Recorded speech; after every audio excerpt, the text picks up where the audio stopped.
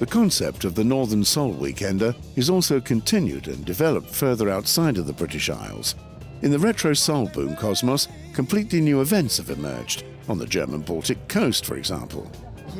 There's a leisure complex here equipped with different dance floors where the grannies usually drink coffee, and a large circus tent in which the bands play.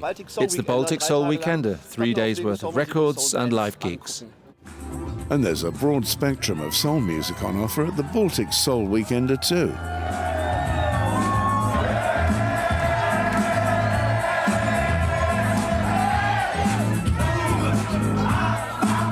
The principle of the Baltic Soul Weekender in relation to the English Soul Weekender is to combine the old with the currently popular.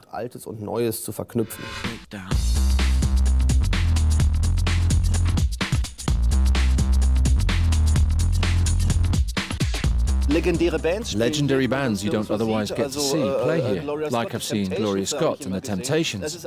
For friends of black music from the 70s through to the 90s, there's a lot of exotic live material on offer. Exotisches Live-Material zu sehen.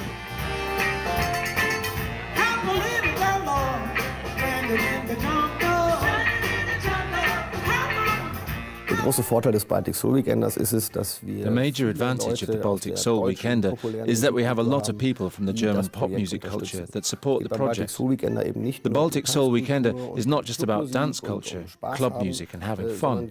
There's a serious background to it, because we support the artists that were practically overrun by the music business back then.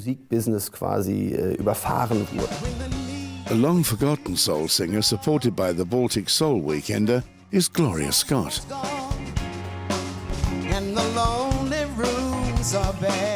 Gloria Scott has been on an unbelievable journey through music history.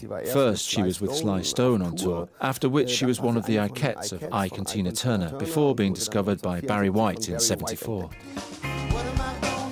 In 1974, Barry White produced her only album to date, What Am I Gonna Do?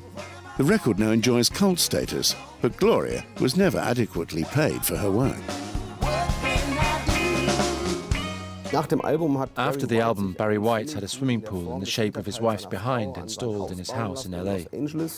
But Gloria Scott had to go to Guam in the Indian Ocean to sing soul classics in the Officers' Mess.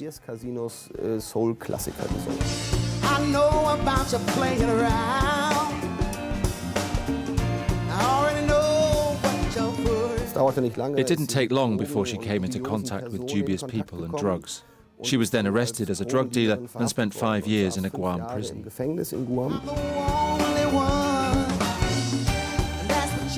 When we found her, she'd already returned to Los Angeles. Her passport had been taken from her because she had tax debts and as the state had paid for her rehab.